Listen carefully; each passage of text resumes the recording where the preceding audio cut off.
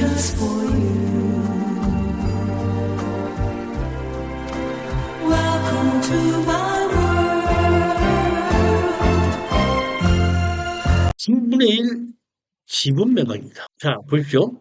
토지 지분 건물 전체 매각이죠. 사장님, 토지는 지분으로 하고 건물 전체로 나오면은 우리 투자하는데 어떻게 생각하십니까? 사장님 어때요? 토지는 지분, 건물 전체 매각. 투자할 마음이 있어요, 없어요? 토지는 지분이고 건물은 전체래. 그러면 나머지 지분권자가 너 저기 뭐야 내 땅 사용하고 있으니까 너 투구하고 나가고 투구하고 나갈 때까지 돈 달라고 하면 줘야 돼, 안 줘야 돼? 줘야 되죠. 그러니까 토지는 지분, 건물 전체는 사이트 사지 말아야 돼. 예? 그러면 아파트는 토지 지분이고 건물 전체죠. 사 안 사?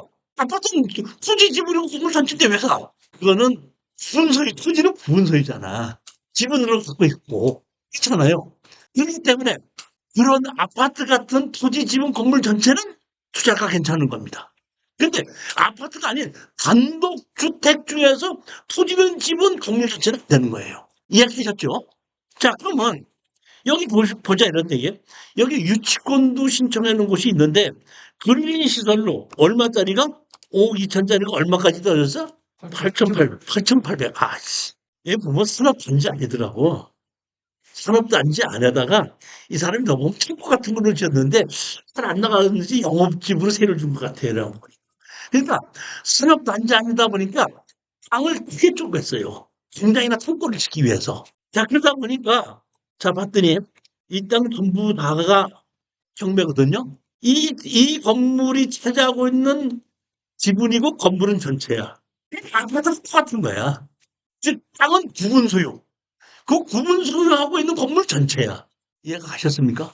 그러다 보니까 일반 사람들은 토지는 지분이고 건물은 전체다고 생각하니까 아무도 안 샀는데 제가 봤더니 구분 소유돼 있는 거거든요. 오늘 구분 소유된 게 두 개예요. 이렇게 가격이 떨어진 게.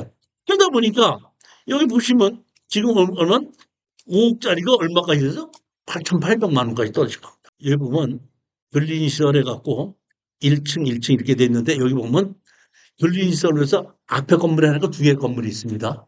하나로 돼 있지 않고 건물이 두 동으로 돼 있습니다.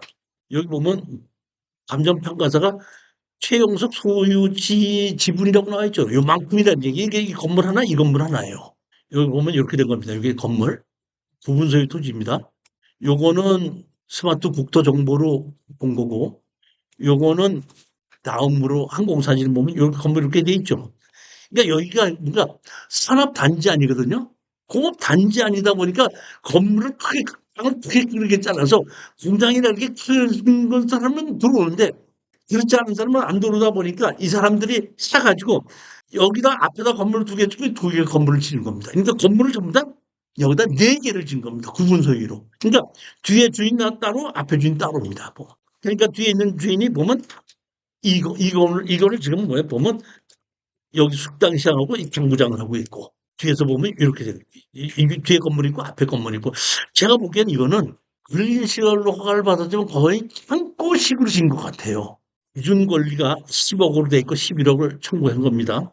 기준 권리보다 앞서 있는 압류, 가압류, 가등기 가처분 없습니다. 전세권 설정 없고 여기 그러면 실질적으로 지금 점유하고 있는 사람들이 있는데 이 점유하고 있는 사람들이 3분의 1씩 갖고 있죠. 그 3분의 1씩 갖고 있는데 제가 이걸 제일 걱정했던 게 뭐냐면 3분의 1을 가지고 있는 면적만큼의 건물이 있을 때에 건폐율과 용적률이 맞아야 되거든요. 그래서 제가 건축물 관리장을 떼어서 건폐율과 용적률을 봤더니 이게 공업지역 같으면 70%인데 건폐율이 70%인데 65%를 지어서 5%의 여유가 있더라고요. 그렇기 때문에 이거는 구분소인 것이 틀림없더라 이런 게. 그 건축법상으로도 건폐율과 용적률에 넘지 않는 것만큼으로 지어져 있더라 이런 뜻입니다. 유치권 신청을 했죠. 유치권이 뭐라 그랬죠? 유치권? 유치권이 뭐예요? 붙들고 있을 수 있는 권한이죠. 붙들고 있을 수 있는 권한을 계속 붙들고 있는 거. 주인이 바뀌어도 그대로 붙들고 있을 수 있는 권이 유치권인데 지금 붙들고 있는 사람이 있어요, 없어요? 없습니다. 세입자들이 있는 거지 누가 붙들고 있느냐 이런 얘기예요.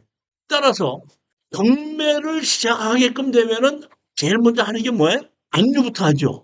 압류 이후에는 압류해놨기 때문에 붙들고 있으면 안 됩니다. 다시 말하면 경매 개시 결정 전에 붙들고 있어야 되는데 붙들고 있는 사람이 없다는 얘기는 경매 개시 이전부터 붙들고 있어 강요하고 있던 사람이 없다 이런 뜻입니다. 그러니까 여기 유치권은 무시해도 된다는 얘기입니다. 여기 보시면 세입자가 있는데 불고지 뭐 이런 것이 있죠. 2천만 원 모는 게 불고지, 불고기, 불고지. 내가 어디서 사용하고 있지 않다는 얘기입니다. 본지수는 같이 있는데 옆에 있는 건물에 세입자일 수도 있죠. 건물 같으니까. 그러니까 뭐 정말 뒤에 거 정말 어때니까 아니 나는 거기에 관계가 없으니까 나는 뭐 주민등록 그러니까 사업자 등록증은 두 번 수는 있다고 하더라도 불고지 그러니까 안 할 수 있다 이런 뜻이거든요. 보면 여기 보면 전부 다 불고지로 나옵니다. 불고지. 근데 실제로 있는 거지. 근데 만약에 있다고 하더라도 2천만 원에 70만 원, 2천만 원에 70만 원 이렇게 돼 있죠. 2천만 원에 70만 원짜리 있다고 하더라도 월세가 70만 원씩으로 나간다 그러면 2천만 원은 금방 했으니까 그 자체도 크게 문제가 없지 않겠네요. 혹시는 몰라도. 그러니까 불고지했다는 뜻은 제가 보기엔 이 건물의 세입자가 아니지 않는가 이렇게 생각하는데 혹시나 있다고 하더라도 큰 문제가 아니지 않냐 이렇게 생각하는 겁니다. 영천에 가셔서 이 산업단지 아닌데 제가 이렇게 보면 이 영천의 산업단지가 그렇게 성공하지 않은 것 같아요. 그렇기 때문에 감정 가격 자체가 5억이라는 걸 전부 다를 믿을 수는 없지만은 1억 미만 원에 산다 그러면은 제가 보기에는 뭘로 하더라도 수익은 생길 수 있을 거라고 보는 겁니다. 제가 보기에는 이거는 그냥 제가 보면 통고로만 빌려준다고 하더라도 충분히 수익성이 생길 수 있는 그런 걸 보는데 일반 사람들이 제가 보기에는 토지는 지분이고 건물은 전체 매각이라고 했기 때문에 권리 분석을 자세히 해보지 않았기 때문에 가격이 이렇게 많이 떨어진 걸로 나온다 이런 뜻입니다.